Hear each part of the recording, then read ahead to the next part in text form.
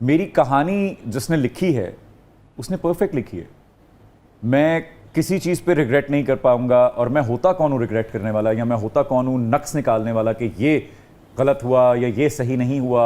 तो मेरे चाहने न चाहने से कुछ नहीं होता। बुनियादी तौर पे हम रिग्रेट करते हैं उस इख्तियार के ऊपर जो इख्तियार उसने हमें भी दे रखा है, उस इख्तियार में जहां हमसे गलती होती है। बुनियादी तौर पे तो हम उस रिग्रेट की बात मेरा एक इख्तियार हमें भी तो है ना, वो कितना है ये एक अलग बहस है। बिल्कुल, हाँ जी, कुछ तो बिल्कुल वो है, और कुछ उसने इख्तियार भी दिया हुआ है, अभी यहाँ चलोगे तो ये है, वो इख्तियार दे दिया। उस इख्तियार में कोई रिग्रेट? मैं बहुत मुतमईन हूँ अपनी जिंदगी से, और मैं बड़ा लुत्फ ले रहा हूँ अपनी जिंदगी का। ठीक है, हैप्पीएस्ट मोमेंट आपकी जिंदगी का? जब मुझे ये पता चला था कि मेरी अम्मा मेरी मिसालें देती हैं फैमिली में कि अगर मोहसिन ये कर सकता है तो तुम भी कर सकते हो, तुम उतने लाडले नहीं हो। अगर वो ये सब कर सकता है, और मेरी अम्मा मेरे नाम की तस्बीह करती गई। उनके जाने के बाद हमसाए और घर वाले और रिश्तेदार मुझे बताते थे कि वो तुम्हारी आशिक थी, तुम्हारी माँ नहीं थी। सर, आपकी वालदा के इंतकाल को कितना अर्सा हो गया? 9 बरस बीत गए। तो उस वक्त ये जो जिस पीक पे आप इस वक्त हैं माशाल्लाह, उस वक्त करियर मुज़ाकरात में हम उरूज पे होगा शायद? जी, मुज़ाकरात चल रहा था, नामालूम अफराद 1 भी आ चुकी थी। पहली इब्तदाई जो बड़ी कामयाबी, तो क्या जज्बात थे आपकी वालदा के? हम लोगों ने एक साथ, अगर मेरी याददाश्त मेरा साथ दे, तो नामालूम अफराद सिनेमा में देखी थी। तो फैसलाबाद में हमने देखी थी। मुझे याद है वो ऐसे ऐसे करके देखती थी, स्क्रीन देखती थी और फिर मुझे देखती थी, and the pride on her face. किस मौके पे आपकी वालदा अल्लाह को प्यारी थी? उसके बाद ज़िंदगी में किस मौके पे सबसे ज़्यादा माँ आपको, यकीनन 24 घंटे याद रहती हैं, आती हैं, मगर कोई ऐसा मोमेंट जो बहुत ही शिद्दत से याद आई हो कि यार आज माँ होती? अम्मा कुछ फट ऐसे होंगे जो नहीं पढ़ते, और मैं दुआ करता हूँ कि ये ज़ख्म कभी ना भरे। मैं चाहता हूँ कि ये रिश्ता रहे इसमें से लहू, क्योंकि अगर ये भी भर गया तो मेरे पास कुछ रहेगा नहीं।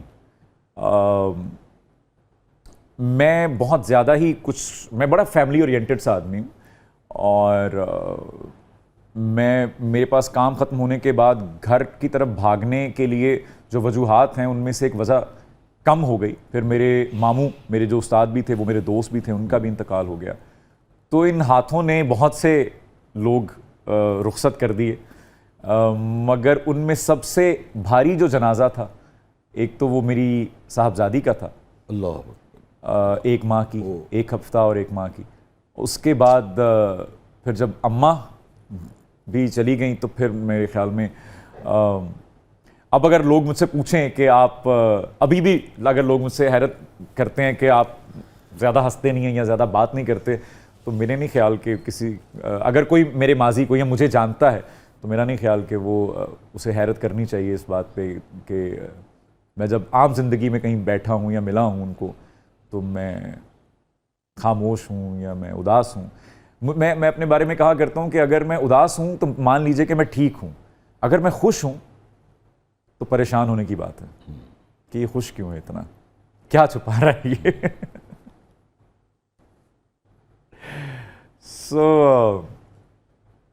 अकलापा इतना ज़्यादा बढ़ता जा रहा है कि अब जो है मुझे लगता है कि बढ़ती उम्र के साथ साथ मैं वापस बच्चा होता जा रहा हूँ।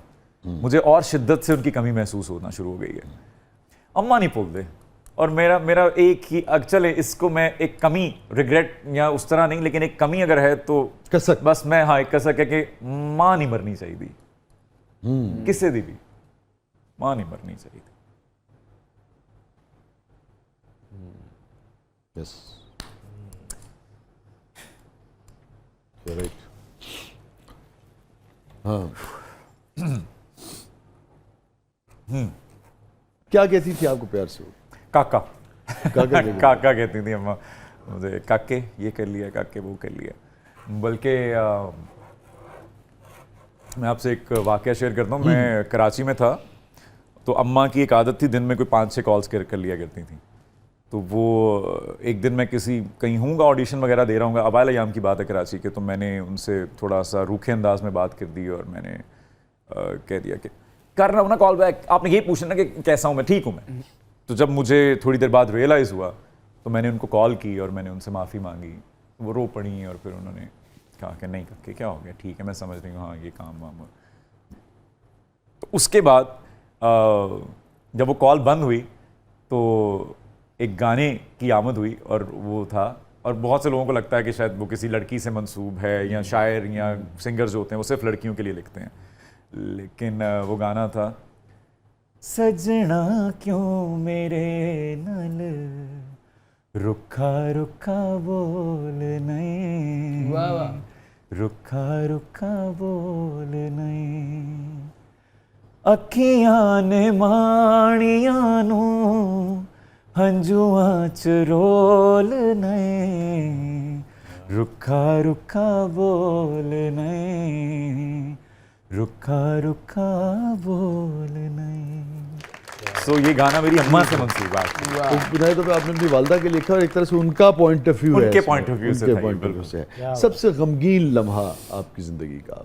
मैं दुबई में था और हम स्टाइल अवार्ड्स की होस्टिंग कर रहा था मैं, और मैं दुबई से जब लौटा तो अम्मा बीमार थी ऑलरेडी, और उसके अगले दिन अम्मा का इंतकाल हुआ। तो ऐसे लगा मुझे जैसे कि वो मेरा इंतज़ार कर रही थी, और एक्चुअली अल्लाह ने वो वक्त ऐसा वो जोड़ा कि अम्मा ने एक्चुअली, मैं ऐसे ही बैठा हुआ था और अम्मा ने बिल्कुल मेरे हाथ में दम तोड़ा। अम्मा ऐसे उस तरफ मुंह था और उनको अटैक हो गया, और वो उन्होंने पलट के एक बार मेरी तरफ देखा। वो आखिरी आई कांटेक्ट है मेरा और मेरी माँ का, बस यही बात। अम्मा ने पलट के मेरी तरफ सिर्फ देखा और उनकी आंखों में वो पैगाम, उसके बाद मैं चुप कर गया था।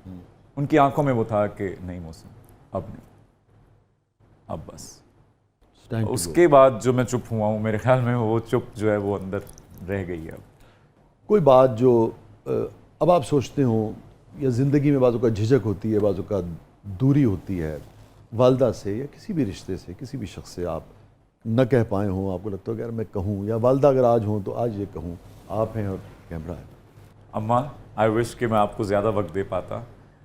मैं शायद अपना फ्यूचर बनाने चला गया कराची। मैंने पीछे बहुत सी खुशियाँ, बहुत से गम नहीं आपके साथ गुजारे। मुझे वहाँ होना चाहिए था, मैं ही इकलौता बेटा था आपका। मैं हर बार जाता था फैसलाबाद जब भी, तो मैं आपको पहले से ज़्यादा बूढ़ा हुआ देखता था, आपके चेहरे पे पहले से ज़्यादा झुर्रियाँ देखता था, आपके हाथ कपकपाते देखता था, आपके सर में बढ़ती चांदी देखता था, आपकी खांसी, आपकी बीमारी बढ़ते देखता था। पूरी पूरी रात खांसती थी आप। और जब मैं मज़ाकरात के लिए लाहौर आ गया तो आपने ज़िद की थी कि आप मेरे साथ बीमारी में लाहौर जाएंगी। और आई स्टिल रिमेंबर, एक बार आपने मुझे कहा था कि काके रास्ते से रोटियां लेते हैं ना, मुझसे रोटी नहीं पकेगी आज। मैंने आके रोटी पकाई थी आपके लिए, और आप इतनी खुश थी, और आपने मेरी पिक्चर्स ली थी तब, और I still have that picture. मैं रोटी बना रहा हूँ और आप, एंड आई रिमेंबर वो रोटी इतनी बुरी तरह जल गई थी, बहुत बुरी रोटी थी वो, और आपने इतनी खुश होकर खाई थी। सो मुझे I still remember that time कि आप उस बीमारी में पूरी रात खांसती थी, फिर भी आप मुझसे पहले उठती थी, खाना बनाती थी।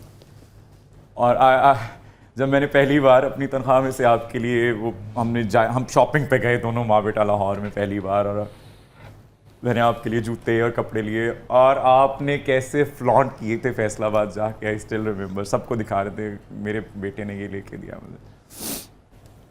सो आई विश कि मैं आपको और वक्त दे सकता। आई विश कि आप अभी होती तो मुझे किसी और रिश्ते की मोहताजी ना होती। I'll see you soon. अल्लाह ताला आपको लंबी ज़िंदगी दे, उन्हें गरीक़ रहमत फरमाए, और